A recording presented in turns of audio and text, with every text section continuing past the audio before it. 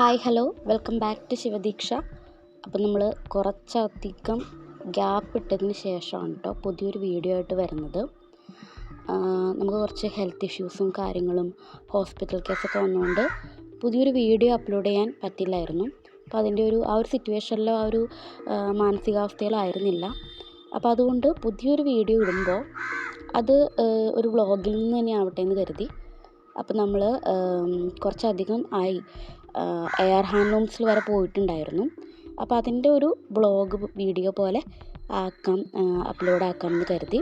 അപ്പോൾ എല്ലാവർക്കും ഒരുപാട് അറിയാവുന്ന എയർ ഹാൻഡ്ലൂംസിലേക്കായിരുന്നു കേട്ടോ നമ്മൾ പോയത്.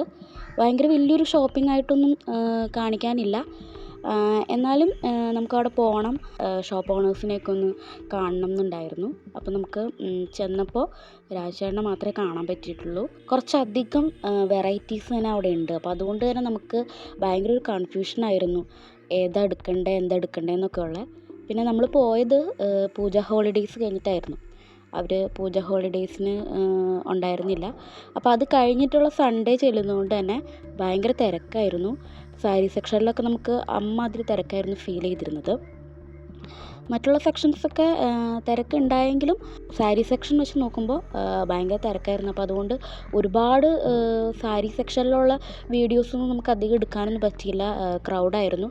പിന്നെ നമുക്ക് സെലക്ട് ചെയ്യാനൊക്കെ ഉള്ളൊരു ബുദ്ധിമുട്ട് കൊണ്ട് ഞാൻ അധികം വീഡിയോസ് അതിൻ്റെ എടുത്തിട്ടില്ല കേട്ടോ. നമ്മളാകെ 4 സാരിയും അതുപോലെ 2 ഷർട്ടും മാത്രമേ പർച്ചേസ് ചെയ്തുള്ളൂ. നമ്മൾ പോയത് അങ്കമാലിയിൽ നിന്നാണ്. അവിടെ വരെ പോയി പർച്ചേസ് ചെയ്തത് ഒരു നഷ്ടമായിട്ടൊന്നും നമുക്ക് ഫീൽ ചെയ്തിട്ടില്ല കേട്ടോ. കാരണം നല്ല വർത്തായിരുന്നു. കഴിഞ്ഞാൽ നമ്മളൊരു ഏകദേശം ഒരു 5000 രൂപ മാത്രമേ നമുക്കായുള്ളൂ. അതിൽ തന്നെ മെറ്റീരിയൽസിൻ്റെ മാത്രം 5000-ൽ 4000 മാത്രമേ നമുക്ക് ബില്ല് ചെയ്യേണ്ടി വന്നിട്ടുള്ളൂ. കാരണം എല്ലാത്തിനും തന്നെ ഡിസ്കൗണ്ട് ഉണ്ടായിരുന്നു.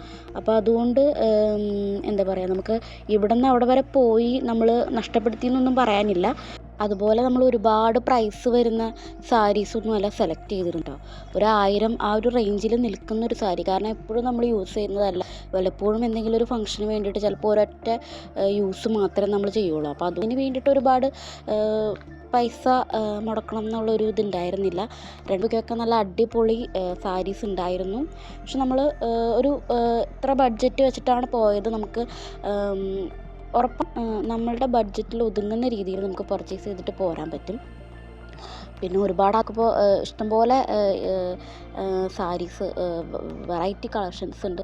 അപ്പോൾ ഒരാളുടെ മാത്രം നമ്മൾ നോക്കിയാൽ പോരല്ലോ, ഒരുമിച്ച് പോയി കുറച്ചധികം എടുക്കുമ്പോൾ എല്ലാവരുടെയും കൂടി ഇഷ്ടങ്ങൾ മാനിക്കണമല്ലോ. അപ്പോൾ ഒറ്റയ്ക്ക് ആണ് നമ്മൾ എടുക്കുന്നതെങ്കിൽ നമുക്ക് ഇഷ്ടമുള്ള രീതിയിൽ ഇഷ്ടമുള്ള വിലയുടെയൊക്കെ നമുക്ക് പർച്ചേസ് ചെയ്യാൻ പറ്റുമായിരുന്നു. പിന്നെ ഒരുപാട് സെറ്റും കൊണ്ടും കാര്യങ്ങളൊക്കെ കിട്ടിയിട്ടുണ്ടായിരുന്നു.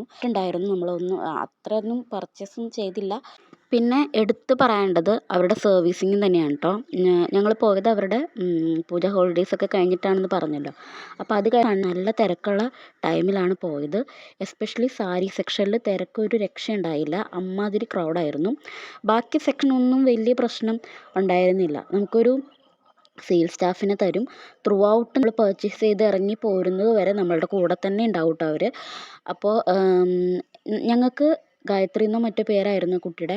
അപ്പോൾ എല്ലാവരും, ഇപ്പോൾ ആ കുട്ടി തന്നെയല്ല, എല്ലാവരും അതുപോലെ ത്രൂ ഔട്ട് ഒരു കസ്റ്റമറുടെ കൂടെ നിന്ന് അവർക്ക് യാതൊരുവിധ മടുപ്പോ ഒന്നും തോന്നാതെ, കാര്യം ശരിയാണ്, അവരുടെ ജോലിയാണ്. പക്ഷെ അവർക്ക് അങ്ങനെ ഒരു ട്രെയിനിങ് കൊടുത്തിട്ടുള്ളത് കൊണ്ടാണ് അവർ അത്രയും എന്താ പറയുക, സിൻസിയറായിട്ട് തന്നെ നമ്മളുടെ കൂടെ നിൽക്കുന്ന, നമ്മളെ മുഷിപ്പിക്കാത്ത രീതിയിൽ അവർക്ക് മറ്റ് പല ഷോപ്പിൽ ചെല്ലുമ്പോഴും നമ്മളെ അടിച്ചേൽപ്പിക്കുന്ന രീതിയിൽ, നമ്മളെ ഫോഴ്സ് ചെയ്യുന്ന രീതിയിൽ ഇത് നന്നാവും. കാരണം എപ്പോഴും നമുക്ക് പോകുമ്പോൾ എക്സ്പീരിയൻസ്ഡ് ആണ്.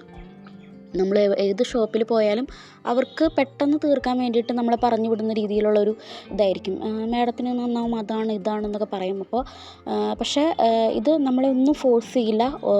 അത്രയും തിരക്കിലും വേറെ വേണമെങ്കിൽ കാണിച്ചു തരാം, അങ്ങനെയുള്ളൊരു ആറ്റിറ്റ്യൂഡായിരുന്നു അവരുടേത്. അപ്പം ഞാൻ പറഞ്ഞല്ലോ, ത്രൂ ഔട്ട് നമ്മുടെ ഷോപ്പിംഗ് കഴിയുന്നത് വരെ നമ്മുടെ ഒപ്പം തന്നെ സെയിൽസ് സ്റ്റാഫ് ഉണ്ടാവും കേട്ടോ.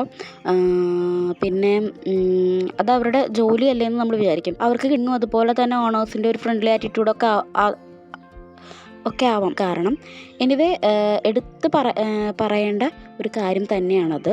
എന്തായാലും നല്ല അടിപൊളിയായിരുന്നു നമ്മുടെ കുത്താമ്പുള്ളി യാത്ര എന്ന് പറയുന്നത്. വലിയ രീതിയിൽ ഷോപ്പ് ചെയ്യാൻ പറ്റിയില്ലെങ്കിലും നമുക്ക് മനസ്സ് നിറഞ്ഞ് ഷോപ്പ് ചെയ്ത് പോരാൻ പറ്റി. അപ്പോൾ നമ്മൾ എന്തൊക്കെയാണ് പർച്ചേസ് ചെയ്തതെന്നുള്ളത് അടുത്തൊരു വീഡിയോയിൽ നമ്മൾ കാണിക്കാം കേട്ടോ. കൂടാതെ നിങ്ങൾക്ക് ഈ വീഡിയോ ഇഷ്ടപ്പെട്ടിട്ടുണ്ടെങ്കിൽ നമ്മളൊന്ന് സപ്പോർട്ട് ചെയ്ത് ഞങ്ങളുടെ കൂടെ തന്നെ ഉണ്ടാവണം. സബ് ചെയ്യാനും ലൈക്ക് ചെയ്യാനും ഷെയർ ചെയ്യാനും മറക്കരുത്. പുതിയ പുതിയ വീഡിയോസുമായിട്ട് വീണ്ടും കാണാം. അപ്പോൾ ഈ ഒരു ഗ്യാപ്പ് നമുക്ക് ഹെൽത്ത് ഇഷ്യൂസ് കാരണമാണ് വന്നത്. ഇനി ഗ്യാപ്പ് ഇടാതെ വീഡിയോസ് അപ്ലോഡ് ചെയ്യാൻ പരമാവധി നമ്മൾ ശ്രമിക്കാം കേട്ടോ. അപ്പോൾ പുതിയൊരു വീഡിയോയിൽ കാണാം.